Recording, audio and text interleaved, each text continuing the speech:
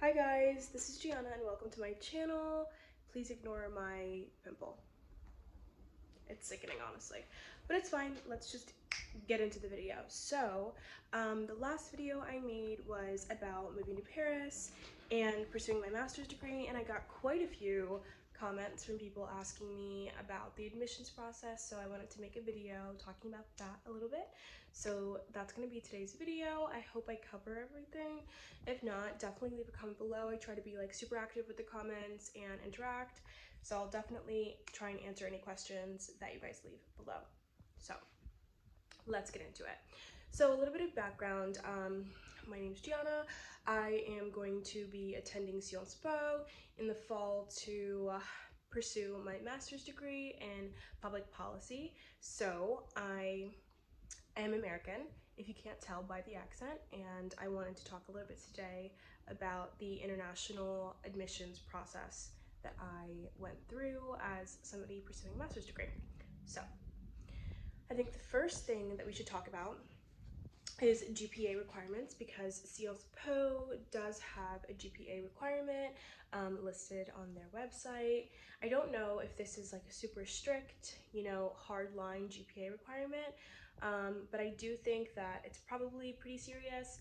I think there might be some leeway, not a lot, but I think there's probably a little bit of leeway if you've got some kind of familial problems, or maybe you worked a lot, have a lot of work experience, but your grades suffered a little bit because of that. I think maybe if you explain that, there might be a little bit of leeway. I'm not entirely sure, but I would definitely recommend checking out Reddit. That was a huge help to me when I was, doing grad school research, when I was applying. So if you have any more like kind of specific questions, I would definitely check out Reddit, because there's a chance that there's somebody with like a very similar situation to you and they've posted about it and they've gotten responses. So I recommend that. But there are like 4 or 5, categories of the selection criteria that I wanted to go over. And the first thing is the GPA requirement, like I was talking about. So SciencesPo has a GPA requirement depending on, all the countries have different GPA requirements because of the different grading scales. So for the United States, the GPA requirement, the minimum GPA for an application is a 3.5. This is for the graduate school.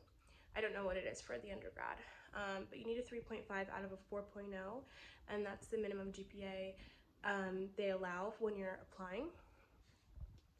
And then the next thing that I wanted to talk about is the letter of motivation. So that's the second thing that you need when you apply. You've probably written a letter of motivation before in your academic career, but if you haven't, it's just basically when you're applying, it's the reason why you're applying to SciencesPo, the reason why you want to study in France, the reason why you picked this specific program and what you want to do with it and why. So for me, I am getting my Master of Public Policy. My concentration or specialization is social policy and social innovation.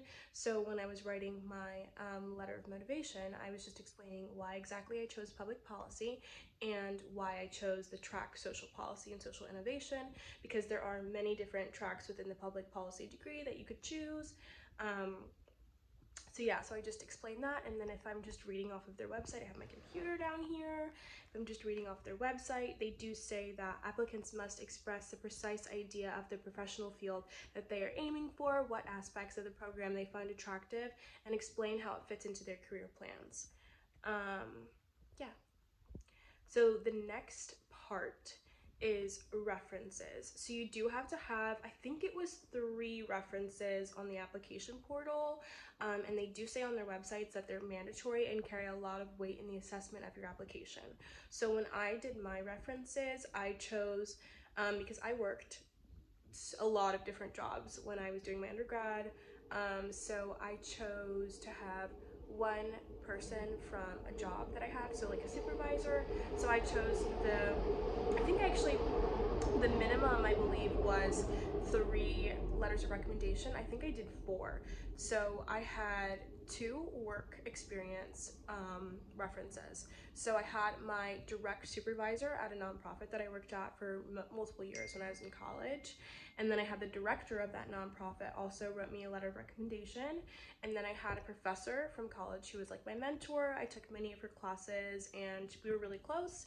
And then I also, my 4th reference was from my study abroad. So I studied abroad in Berlin. I have a video about it. I absolutely love Germany, if you guys want to watch that.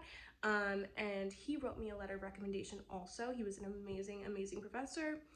And then professional experience, there's a section for you to fill that out. So that's like any relevant professional experience, internships, any jobs you've had, any, you know, work in the field that you're getting into for your program.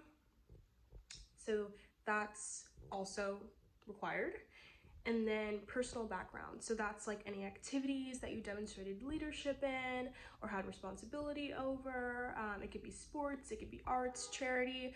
So for me, my personal background, I had a club at Temple University that I founded and that I was the president of for many years. So I talked about that.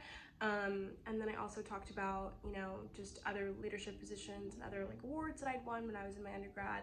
So that's stuff that I posted in there. And then we can talk a little bit about deadlines. So when it comes to the deadlines, I believe that, so for like SciencesPo, they have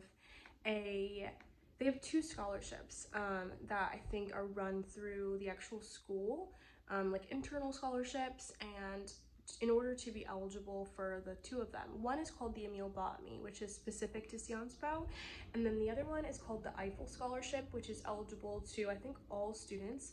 Might be just international students. I think it's all international students who are applying to study in France.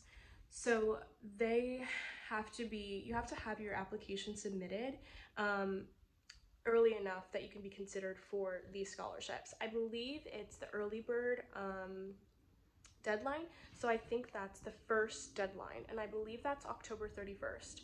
In order to be, in order to be considered for the Emil Botany, I do think that you have to submit your application in the first round, which has the October 31st deadline. So let me just see about this. And then the final deadline to apply to the school in general is February 27th. So that's like the final hard deadline, but the application opens up with the first deadline being October 31st. And I would say that I do believe in all, you know, applications that the earlier you apply, the better chance you have of getting admitted, because it is on a rolling basis. So the earlier you apply, the earlier chance you get of going to the admissions committee, and the earlier chance you get of getting selected before, you know, there's a wave of people trying to submit things last minute or in the middle. I uploaded my application and submitted it literally on October 31st. And if you do that, you hear back by the end of December, which is amazing. It gives you more time to research the visa process and research housing and research all the social services that are available to you, like CAF. So yeah, so that's pretty much what I wanted to talk about with the admissions process, and kind of just like going through a little bit of like what that process looks like. So I don't know if you wanted to know a little bit more about the process, but I think I have a few more things actually now I'm thinking about it that I wanted to speak about.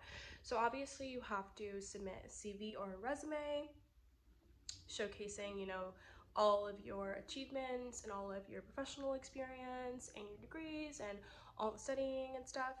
And then I talked about the references, and then you also have to submit your transcript, and it does have to be an official transcript that you've received from your university.